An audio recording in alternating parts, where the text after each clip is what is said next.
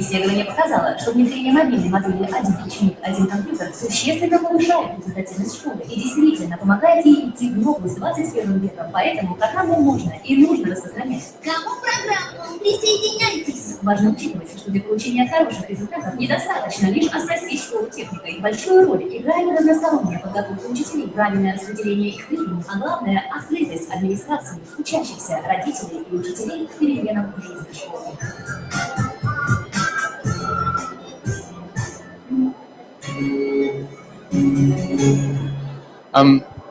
That's an example of a controlled experiment done in Kazan and around Tatarstan.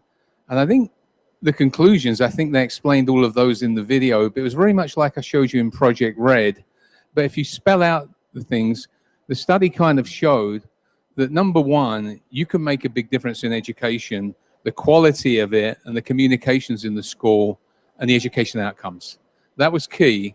The other thing it showed is if you just put equipment in the school and don't train the teachers, don't do the content, don't have the process, you don't get a very good result. You have to have the complete training process, integration, management, and assessment was key. Now, the students did better in terms of, exam scores, dropout rates. We found the teachers, described this in the video, spent more time in terms of educating and coaching the students. They had more time. At first, it was kind of frightening. I've got a computer. How do I stand in front of children that know computers? But as this went on, the teachers got more and more comfortable with it, and they found they were spending more and more quality time with the students on the job, right, and less time doing administrative tasks. The student-teacher relationship improved, and because it was electronic, there was ways of bringing the parents in, and the parents could see what was going on, not weeks later, months later, real time, and they could actually get involved and help the students and questions at home. And I think in a way it also helped some of the parents to become a little bit more digital literate on computers because the kids were training them, but they got more involved. And so that's a study that's done. You saw the websites of that. So it's a study done here in Russia, in Tatarstan, and I think it's a wonderful study. It's worth looking at. So let's look at a couple of other areas in it. I've been to Russia for a number of years on education, and there's a few things that stand out in my mind on leadership that I think are really worth sharing. Number one is I think you've adopted a couple of policies very, very strongly. One is the teachers. Many of the teachers have been through Intel Teach or other industry programs, a part of the science contests, etc. So they've really adopted these programs, and sometimes that comes from the ministry, sometimes it comes from the teachers, the head teachers. That's worked out very well. The biggest change in the last 2 years is the policy on electronic books. There's a policy that says, I want the content to be in paper form and to run on 3 platforms, 3 electronic platforms. So you can guess, you need an Android, you need a Windows, the third one could be iOS or others, but it runs on 3 platforms, and the schools choose what works for them. And obviously a big piece of this is Windows, the biggest partner, but it runs on them with choice. And the publishers have all rallied behind this, and you're seeing an amazing set of new interactive electronic content come to market, be available in the paper form, but in the electronic form. And since all the publishers are doing that, I think it's going to make an enormous difference. It's just the beginning. You're just seeing that, but that's on a surge that's going to make a huge, huge difference. And I think it will generate content for collaboration, generate content for creating knowledge, as well as content for consuming knowledge. And I think that's going to hugely make a difference. Most countries have not specified, I want my content electronically yet. Most of the countries, they just let it happen. Some get it, many don't, many complain about it, but you've actually made it a policy here in Russia. So I'd almost congratulate the ministers of education for doing that. It's hard on the publishers, but it makes such a difference. And I kind of wish everyone in that an amazing business, because this is going to be huge, absolutely huge. Lots of feedback on platforms. And our program education galaxy, Russia's a very big country. I think you span 9 time zones. I can remember when it was 11 time zones. That means you span halfway around the world in the Northern Hemisphere. And in that, communication across teachers and sharing is difficult. But on the internet, it's actually quite easy. So you have a program in Intel Education Galaxy. It touches teachers. They generate content. They share content. They come to our trainings. We have events that last several days. I think some of these last a week, right? Yeah, the Galaxy events. People come and go on them, and they see these. And it runs about 75,000 teachers. That means it's the biggest online interactive community we have around the world. So these are things that I think Russia's been leadership in. So with that, I think the programs can come together. I think this is about innovation. You see these in the booth, you know, what will you make? What will you create? What will you innovate for secondary school students, universities? You see some of the things they can make. You see some of the impacts that's going to have on jobs. And we try and line our education up to be both academic, but relevant with industries, relevant with creation, relevant with innovation, because I think most of the 21st century jobs weren't invented 10 years ago. By the time the student leaves school, more than half the jobs are going to be invented by the students creating their own jobs, or in industries that didn't exist when they started school. And so this is absolutely critical, this innovation, this collaboration, to drive that, because it's really what the jobs are about and what the school education has to train them for. Not easy, but necessary. So maybe you can help me on this, Vera. We're going to do some work on, is it Vapros? Vapros, yeah, you can ask me some Vapros. And Vapros, and you can translate for me. Yeah. Okay. Вопросы? You stand that way. Если есть вопросы, пожалуйста, задавайте, мы попробуем перевести, ответить. Yeah. She does all the work, by the way. Всем все понятно? Давайте.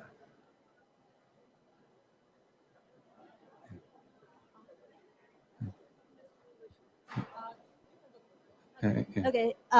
Hi. Thank you very much for your presentation. It was brilliant and really inspiring.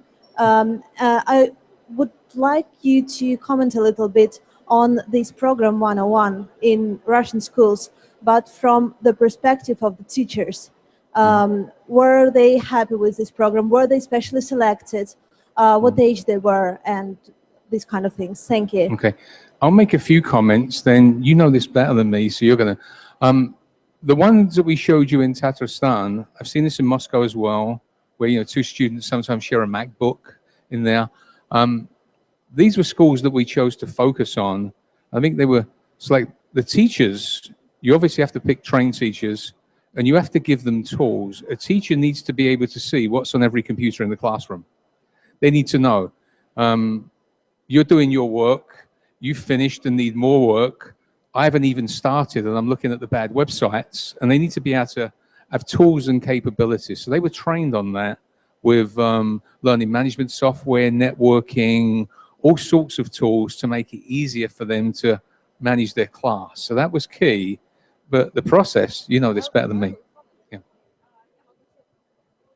Я могу еще прокомментировать, что касается Татарстана конкретно, да, то 5 пилотных школ оказались в нашем поле зрения даже не потому, что они там такие замечательные, а потому что там очень отзывчивые директора. То есть любая школа имеет руководителя, и как капитан, да, корабля, каждый директор, в принципе, как он управляет своим кораблем, такой результат получается. Поэтому мы выбрали те школы, которые были наиболее активны в смысле директора, которые нас поддерживали, которые готовы были нас принять, нас там видеть, нам помогать, потому что мы очень требовательные люди. Если мы что-то начинаем делать, то мы действительно требуем результат. Поэтому очень серьезно обращали внимание именно на отзывчивость директора. Еще вопросы? Джону вопросы?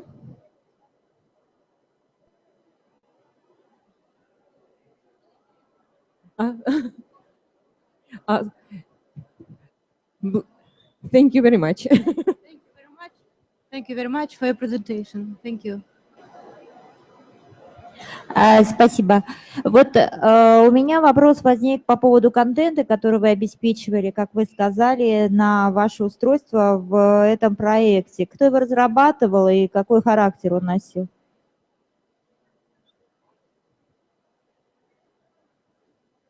So I think we both answered it.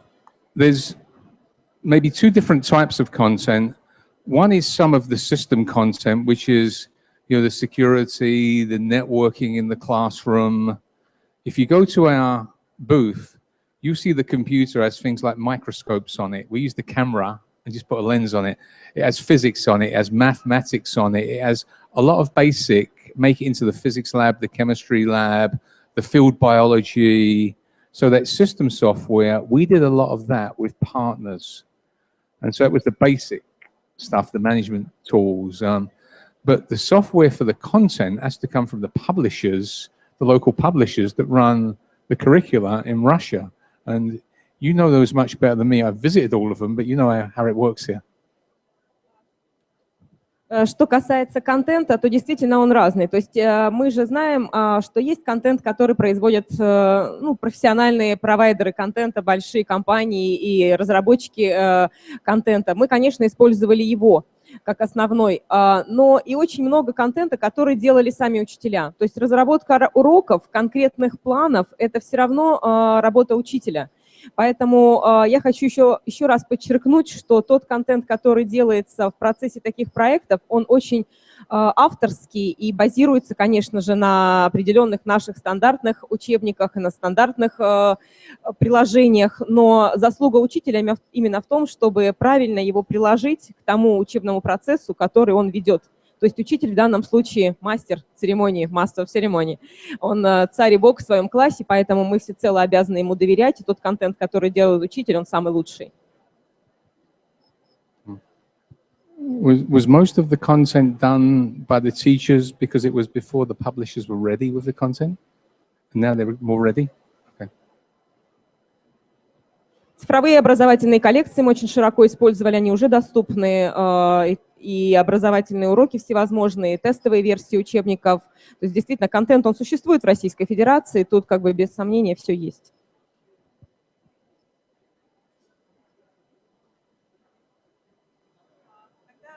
Если нет больше вопросов, спасибо большое за внимание. Джон и я очень благодарим вас за то, что вы пришли, и надеемся увидеть вас на следующем салоне. Хочу пригласить вас к нам на стенд, посмотреть разработки учебников, как раз электронных, от наших ведущих 5 издательств, пожалуйста, компьютеры, инновационные программы, 3D-моделирование и так далее. Приходите к нам на стенд. И завтра на круглый стол, в котором участвует Джон по будущим профессиям в 2 часа. Тоже будем рады вас всех видеть. Спасибо. Спасибо большое.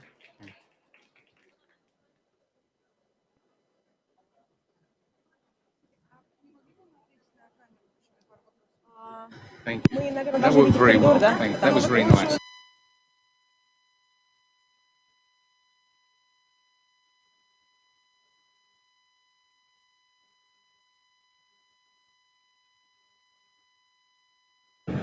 Katrina?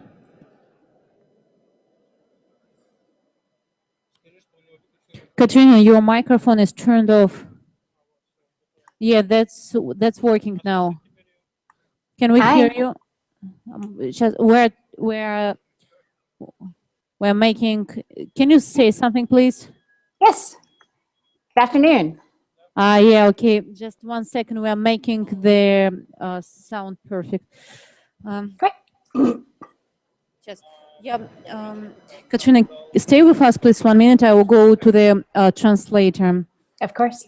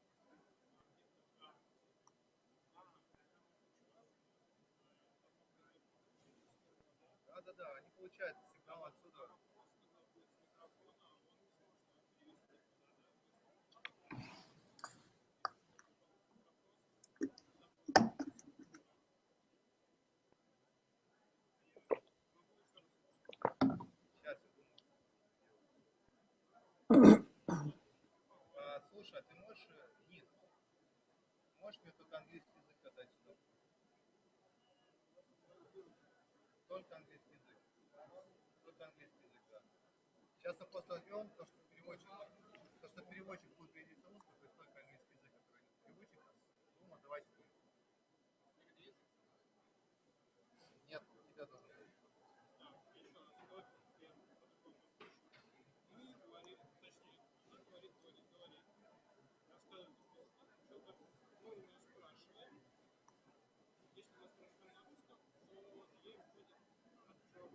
Да. Тот перевод, который он будет давать...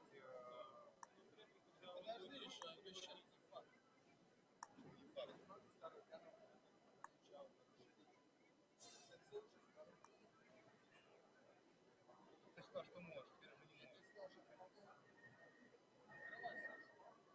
Мне нечем слушать.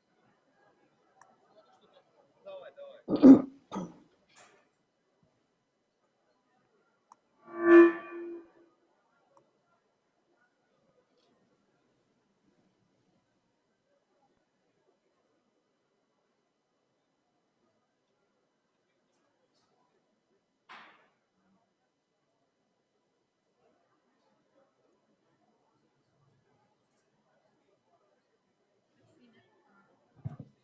Катрина.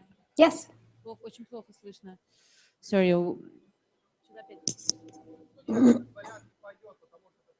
Sorry, very bad echo. You are in earphones here because Yes. it will eliminate our echo. It's perfect. We're attracting the audience now and just figuring out with the translator how to make the question and answer series, how to translate it for you. You hear him. So the people in the hall, they will ask in Russian, and he will translate in English, and you will hear him. That's the only way for us. There is no direct channel between you and the translator. But do you see the audience? There's not so many people here, but we're attracting like 2 minutes more if you have time. Okay? Yeah, of course. We're working on it. Sorry for expecting. Now, when I am speaking, do I wait to after the translator is shared that before I start the next thing? So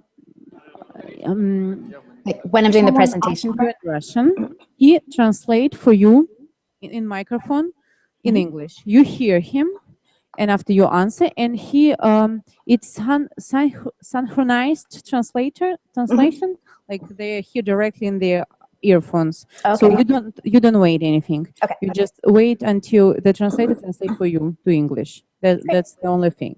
Okay. I think it would work. Okay, just give us 1 minute more, please. We will figure it out. Okay, thank you very much.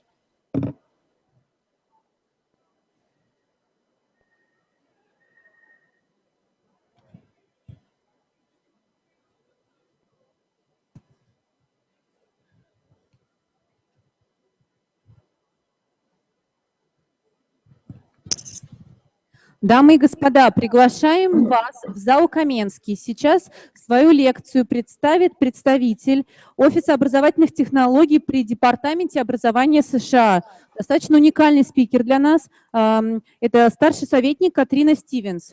Лекция называется «Тех-акселератор как модель развития региона». Катрина будет с нами на прямой трансляции из Балтимора. Сейчас там раннее утро, и мы бы были очень рады, если бы вы стали участником нашей дискуссии. Катрина прочтет небольшую презентацию, потом сможет ответить на ваши вопросы. Она будет рассказывать про то, как образовательные технологии помогают развиваться отдельному региону в Америке и всей стране. Приглашаем вас в зал Каменский. Мы готовы начинать.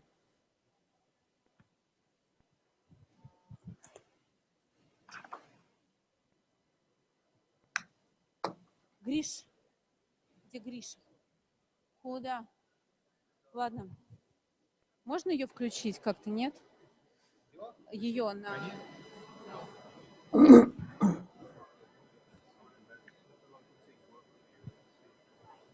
So, Katrina, you are now on the plasma, on the screen. You see that there is no so many people, and I will move a camera a little bit, but usually when we start, it attracts the audience. So because we have 8 venues here. So please let's start your presentation, and after we'll click to the question and answers. We're ready to go. So good afternoon. I'm excited to be here. I'm coming in from 9:30 a.m. in Washington, D.C. So it's a morning for me. I believe it's an afternoon for you. Again, excited to be here. I'm going to share a little bit about education innovation clusters, how those work nationally, and then what that looks like on a regional level. And I'm going to share my screen right now. Actually, if it pops up.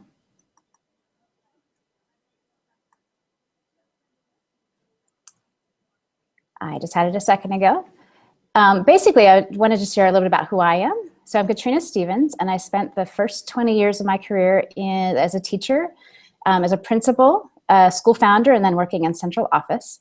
The past 5 years, I've really been working on building bridges across different stakeholders, really in regional education innovation ecosystems. And recently I came from the EdTech Maryland, which is a regional cluster, to the Office of Educational Technology to support these kinds of clusters around the United States. Brilliant. Okay. I'm just having, somehow I lost the screen I needed. That's okay, we're waiting. Don't hurry up. I'll keep going. Катрина Стивенсон, наш лектор из Вашингтона, старший советник офиса образовательных технологий при департаменте образования США. Лекция – это техакселератор как модель развития региона. Приглашаем всех в зал. Зал Каменский, пожалуйста. Do you need any help? It's like the second icon, show the desk, arrow on the green screen. Yeah, I have it. It's just, it's not letting me choose the PowerPoint presentation that I have. So, and it worked like a couple minutes ago, so I'm not quite sure what's happening now. Yep. Let me see if this will work, if I can get to it from this way. Okay. And then let me pull up PowerPoint this way. So yeah, we see, can you make a full screen, please? Can you see that? Building education innovation ecosystems? Yeah, and if you make a full screen, it will work even better. Yeah, it's actually on full screen for mine, so.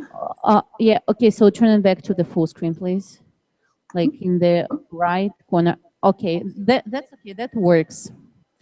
Okay. Are you able to see, do you see just the screen or do you see all my talking points as well? Yeah, we see your comments as well. Yeah, I need to. All right. Somehow it did a double screen on me. So you see, I'm gonna actually just kind of keep talking while I figure out how to bring up the PowerPoint with it. But essentially, there are a number of education clusters that are around the United States. It is a fairly new phenomena. So it's really been only in the past 5 years or so we've started to see this happening. Essentially, I'm sorry, I'm really trying to figure this out. And you see the audience just. Yep. So there are a couple of people on the other corner, but as soon as we'll start, it will really be fulfilled.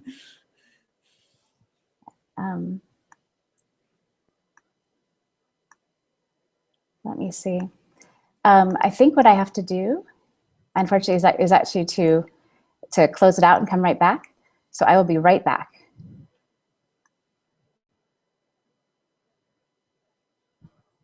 Она отключилась, да, у нас? А как? Ну-ка, обычный режим. А как вернуться в полный экран, вы знаете? Да, вот этот вот. Command.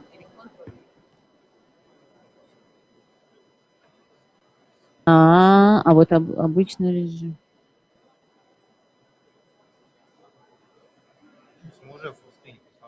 Да. Но нет, все нормально. Сейчас она позвонит, я надеюсь, нам.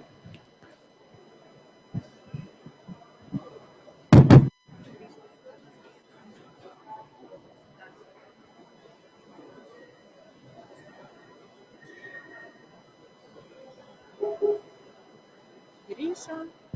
Это что такое здесь мигает? Интернет наш? Так. Я не вижу ее.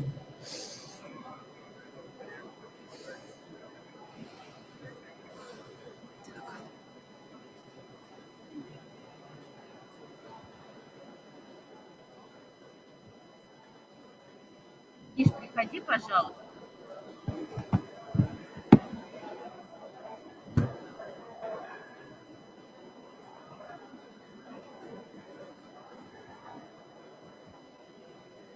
Инта, что ты делаешь?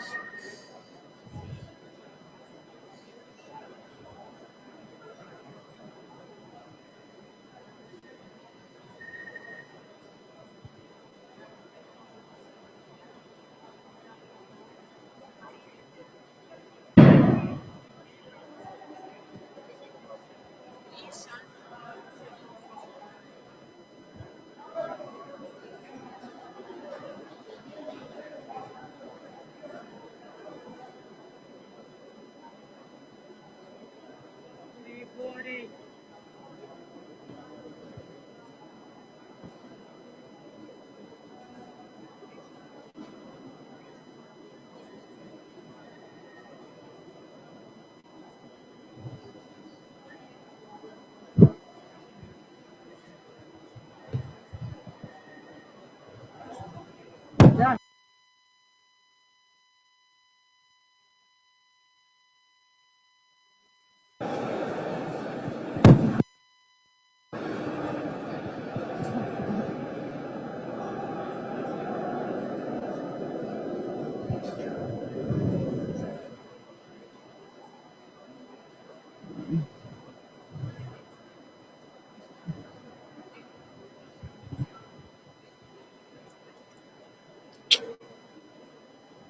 Что все уйдут?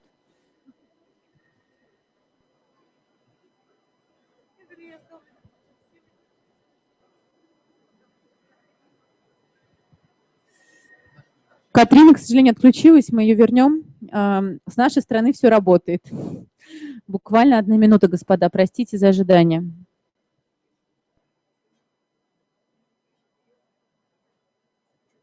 по той же ссылке должна пройти и подключиться. Ну, я же не святой Георгий. Я святой Григорий. Иди сюда. Я вижу все. Вон он.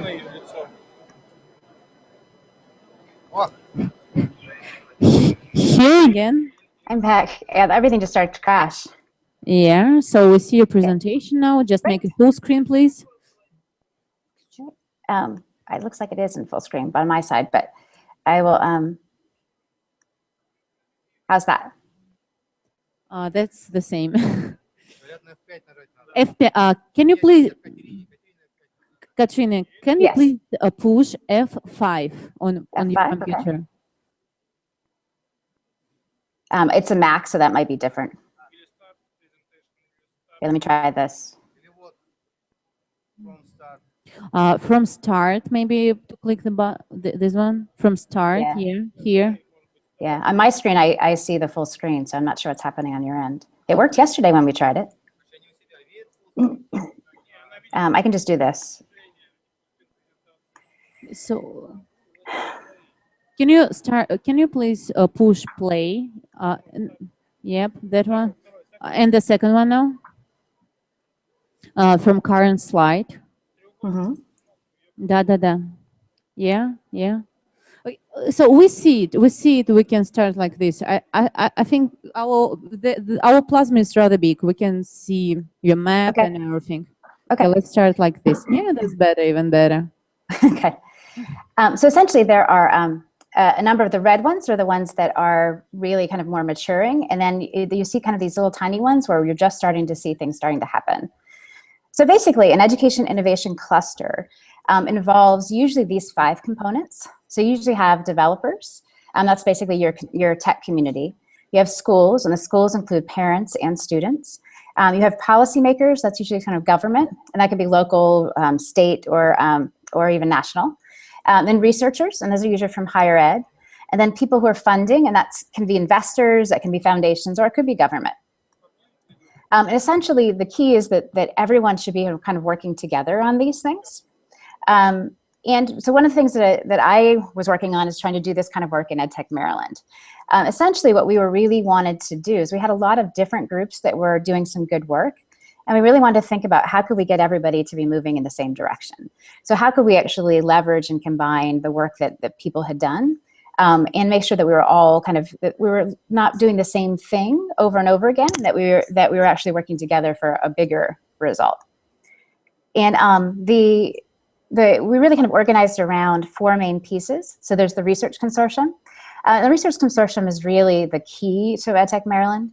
It involves higher ed, who are kind of putting together the research pieces of it, a number of school districts who are willing to try piloting and working with entrepreneurs, the entrepreneur community, so really kind of your young EdTech startups as well as your more advanced education companies. And then we also had a few government folks who were helping with some policy stuff.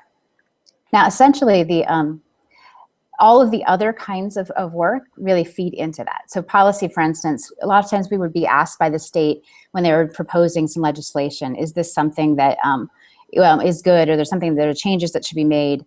Also, as things keep changing rapidly, we're also needing to change some of the policy. So for example, a lot of districts say that before you can buy something for the district, you need to be able to put it out on the table in front of a board for 30 days before the board meeting. Well, that's hard to do with digital tools. Like, how do you put a digital tool on display in a physical space? So we're trying to work on changing some of those policies to make it easier for education technology. Development is really just kind of sustaining. And then communication events, and that's really about how you build your community, and I'll show you a little bit about some of the activities that we do around that. Now, Maryland has something that's unique than most of other states. There's something called TEDCO. And TEDCO is this public-private partnership. So it is largely funded by the government. So there's tax dollars that go into it. And essentially, and they also bring in private investors on top of that. But they take money and they basically invest in early stage companies and then also give support as those companies grow. They support a number of tech councils and other kinds of activities and incubators in the state. That one of their verticals is education technology. And that's really allowed the state to really grow. We've been able to bring a number of companies and have them move from New York City, from DC, really to be able to move to Baltimore because or in the region because they see the ability and some funding to be able to kind of get started. One of the things that, for instance, TEDCO does is they sponsor these breakfast roundtables. So we discovered pretty early that a lot of the early EdTech startups really needed support, and it was also a good way to bring them together once a month to find out what was going on and what kinds of things we could build on in the community. So essentially we have these, once a month we'll have these hour-and-a-half training sessions where about 20 of the EdTech founders come together and really kind of talk through and learn about what they can do to kind of grow their company. We also have EdTech meetups. These, again, are once a month. They're more social. What we usually do is have 2 short presentations, so 5 to 7 minutes. And it can be a company, usually, and then the other one is usually some other nonprofit organization sharing the work that they're doing. If you're interested, I actually wrote an article that I put the bit.ly up here about how to organize a meetup and what are some of the things to think about. But we've seen a lot of partnerships come out of that particular events, and the communities continue to grow and grow. And I've seen EdTech meetups across the United States as a way to kind of start growing your communities. We also had some annual events where we would bring together, we had a summit, we brought together 30 plus EdTech companies, and they would work with roughly 600 plus educators. So the companies would get a chance to kind of sit down and talk to the educators, show them what they're working on, and then the educators provided feedback for the entire day. And we saw a lot of companies that would make changes based on some of those conversations. And one of the other things we realized is that if we did things kind of the same old way, they were going to get the same old results. So we started to think about the way research is really being done and the process that the tools go to get into schools. And we started to think about how could we really reimagine the ecosystem.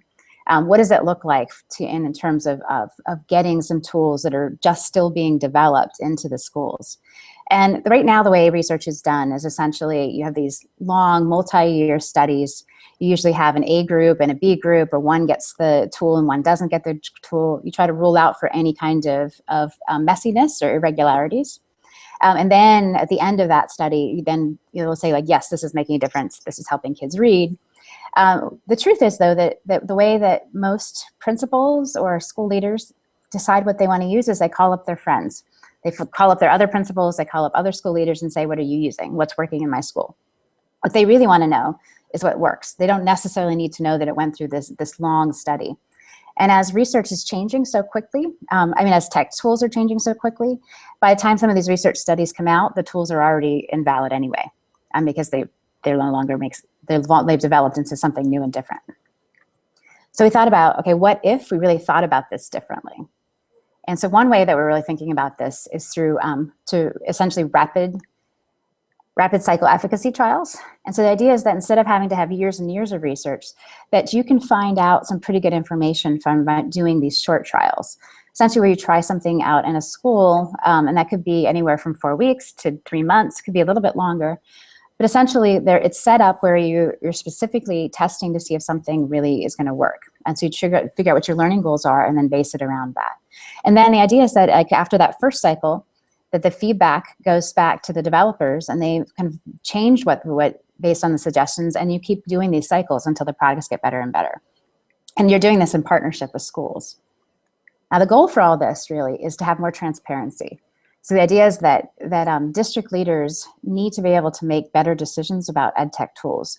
We have thousands of ed tech tools that are coming on the market, and it's becoming more and more difficult to choose between them. And we'd like principals and school leaders to be making these decisions based on evidence and not just based on their friends' opinions.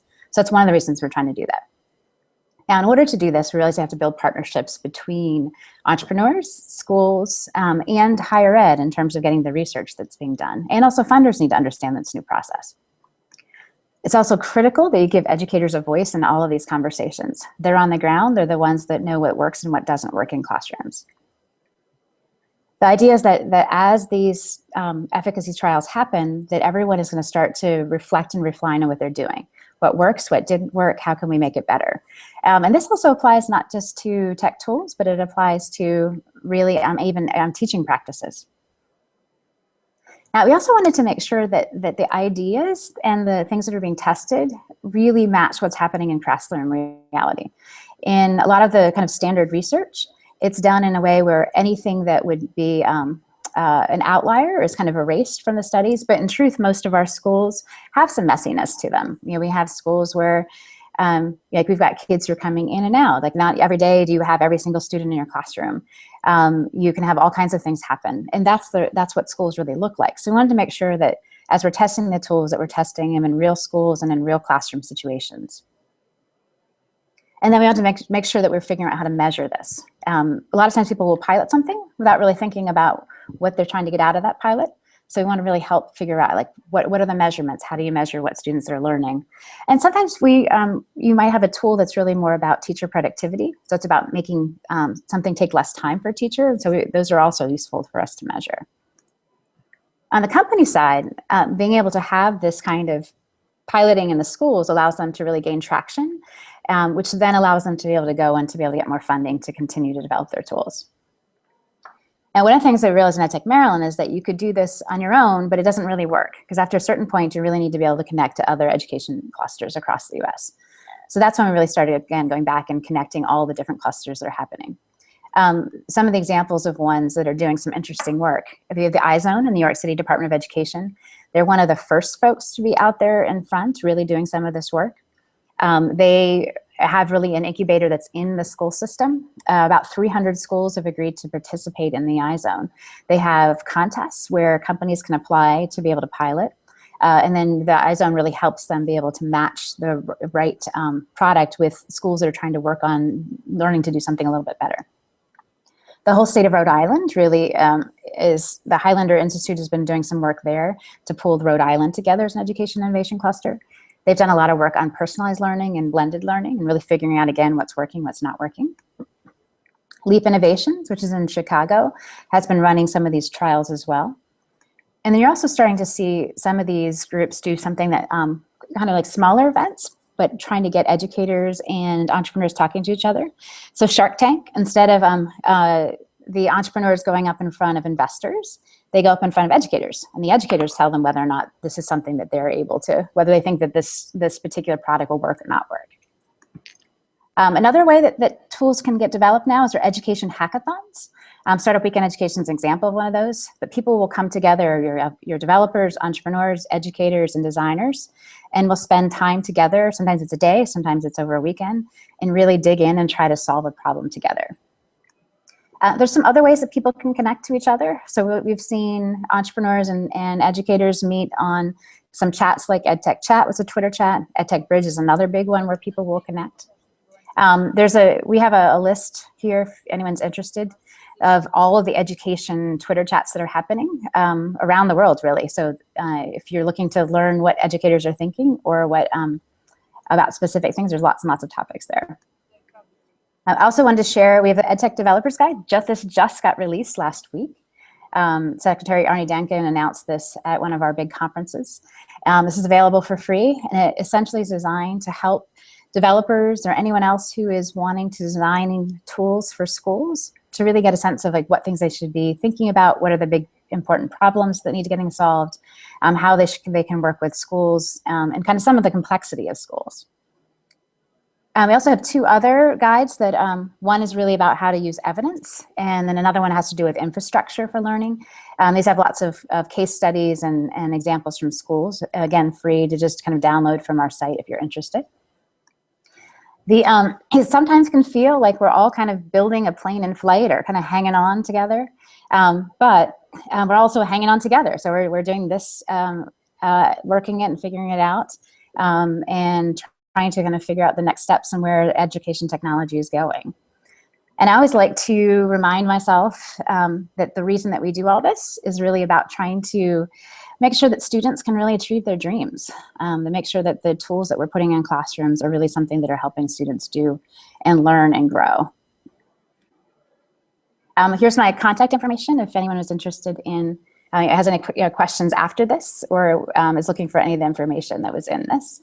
You can catch me at katrinastevens@1 or katrina.stevens@ed.gov.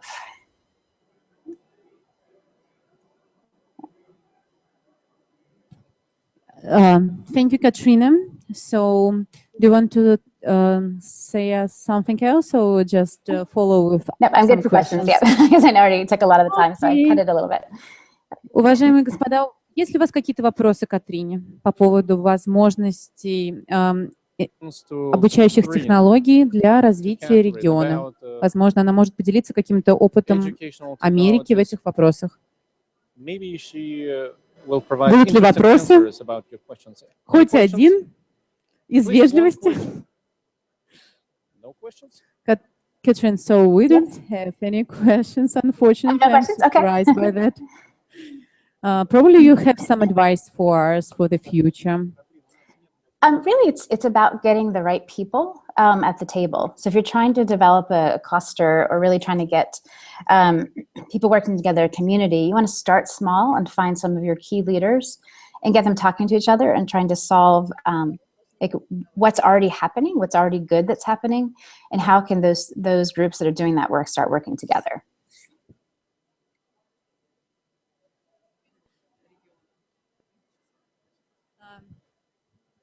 Okay, I guess we've done, and okay, we're sorry we don't have any feedback from our audience. Probably it's a new topic for Russia, but we are working this conference, we're working this international educational fair to develop the new culture of educational technologies in Russia. So your lecture was very useful for us, and we'll hope to see you next year with us.